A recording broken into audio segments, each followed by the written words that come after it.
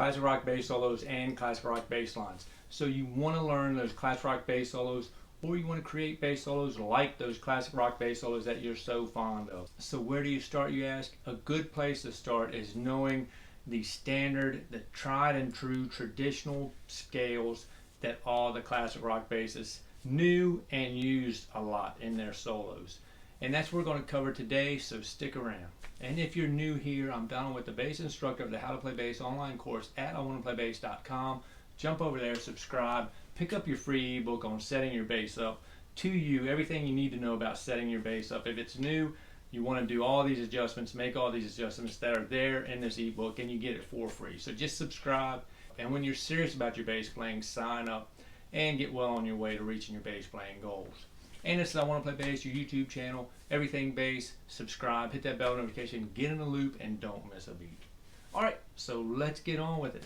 We have to know our scales. There's millions of scales out there. Maybe not millions, there's a lot of scales out there.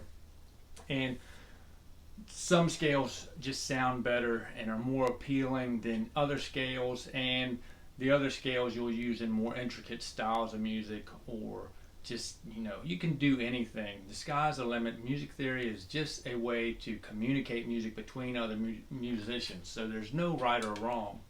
But there are things that do sound better to our ear, and we've grown up listening to, and we just kind of like drinking coffee. You acquire the taste, you acquire the satisfaction of listening to this type of music. So that's what you like, and those are the types of stuff you're going to want to learn, and those intervals and stuff like that are relevant to you. Okay, so we're all on the same page here. Classic rock is what we're talking about here. So we've all acquired that taste for classic rock.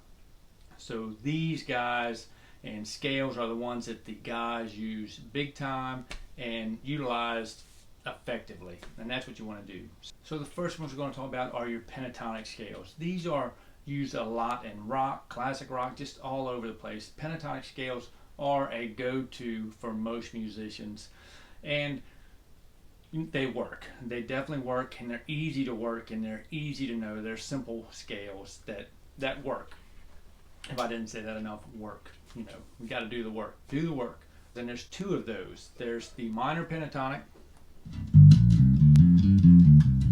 and there's the major pentatonic. And these work so well because of the whole step. There's not a lot of half steps in there. That's where the tension gets built, is in these half steps. And there aren't. They're all whole steps. They're thirds or whole steps.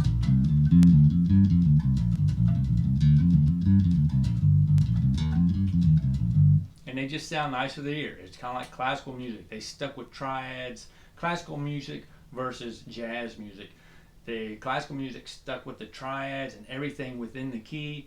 Jazz music is just a little hard to stomach because of the tension they built, and they go outside of the scale so much, and they focus on the chord tones more than that scale. But they do. You still have to know your theory to play jazz, and you got to know what you're doing and when you can do this, these certain scales and stuff like that. So that gets pretty deep. Like I say, that gets real deep. That's where you really want to know your theory when you're playing jazz, especially bassists. I mean, everybody's playing them, but especially bassists, because the walking bass lines, you want to be able to utilize those certain tones in there that just really bring out the color of that particular piece. But that's jazz. And classical, like I say, classical is just basically your triads, everything within that key. Classical rarely goes outside of the key. They do, but not as much. The more popular classical stuff stay in that key, and they really work. The minors and major feels. So classic rock, a lot of those musicians were classically trained musicians, and that's why they had that ear for the tonal scales and stuff like that inside of the key. So like I said, the one pentatonic scale is the minor. This one's used a lot more because it just has that dark color. And in the classic rock, you had a lot of minor feeling songs.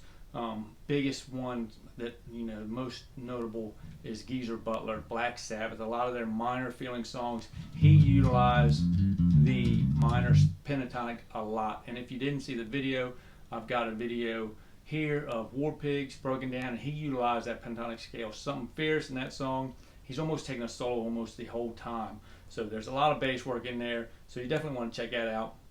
And I broke that down as well. So check that out. So we've got the minor pentatonic. It's the first finger, start on C or start on G. This is my 5 string, so I don't want to confuse you. This is our E string right here, not the B.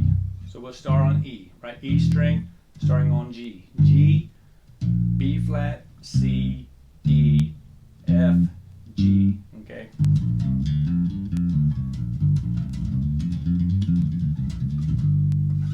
Okay, so that's the minor pentatonic scale. The major pentatonic is going to be this right here. G, A, B, D, E, G. That's the G pentatonic, G major pentatonic. If you're familiar with this song,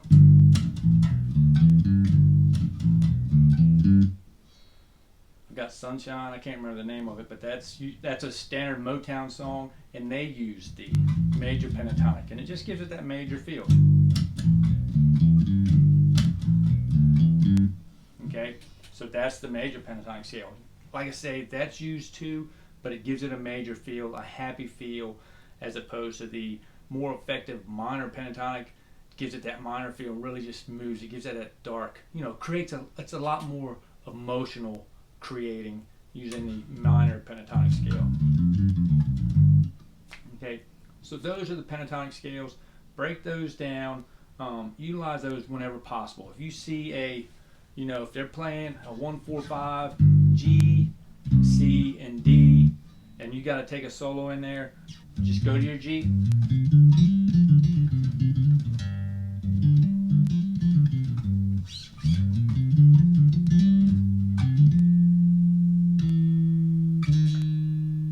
And you can use a passing tone in there. You don't have to just use those notes. Use some passing tones. Just use a half step to move you to the next one. But you realize that most of them are whole steps, which is a whole step. You skip a whole fret. That right there is a whole step. So when you do use that half step, it creates a little tension. You hear that? As opposed to the whole step. So that's where you can create, you're not stuck to just the notes in that minor pentatonic. You can move that half step to pass you, to lead you into the next tone and the resolution. Let them rest, okay?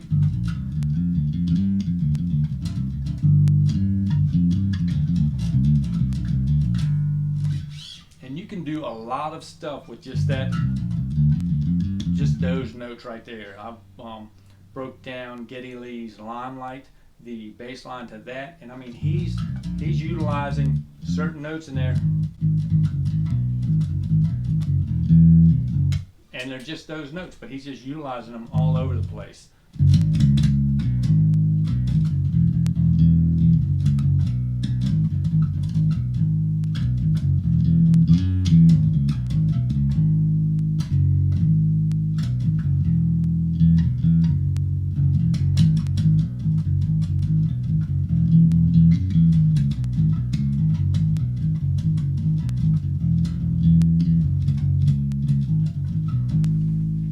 So he's just utilizing that. That's actually in the key of E major, but he's utilizing the whole steps. It's just those 5 notes. 1, 2, 3, 4, 1, 2, 3, 4, 5. So he's utilizing the F sharp, the G sharp, the B, C sharp, and E the whole time through that whole cool ass bass line. But that's just an example of how you can use the whole steps, and just that, you don't have to have a million different notes in your bass solo. You just have to have some nice phrasing, your rhythmical phrasings, and just some tonal notes that are just key to those chord tones that are passing through, or those chords that are passing through, chord tones that are in those chords that are passing by. And he's playing the G sharp, E, and F sharp in that particular.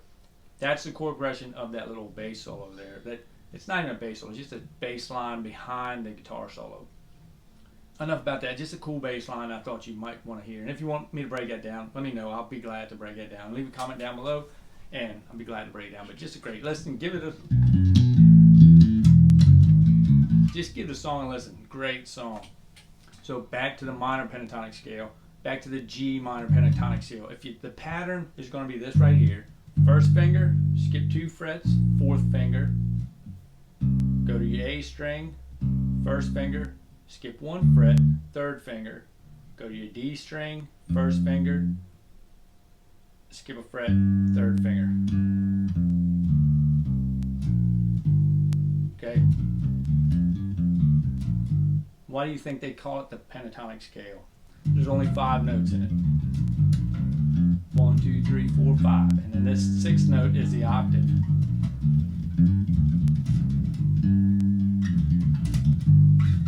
So that's the minor pentatonic scale. And then the other popular one is the major. And that's going to be just like this.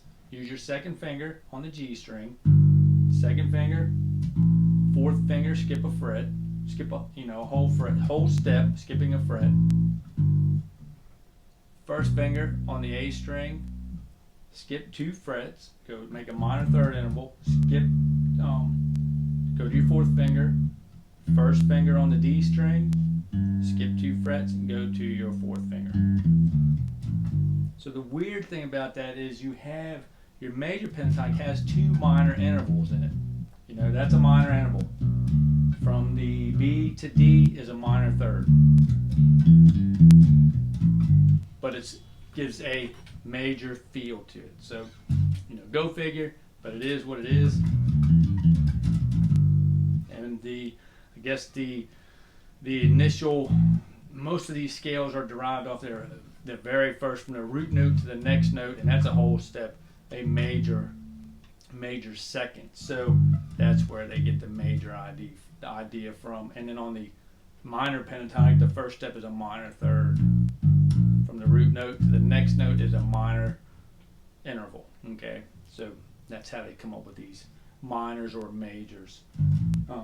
So that is it for today. I've got more on the classic rock bass solos coming up, so definitely subscribe down below. And if you like this video, help me help you. Hit that like button, and if there's any more you want to know about this, leave me a comment down below. I'll be glad to answer it and help you out the best I can. So check out this blues playlist I have here, and I'll see you in that video.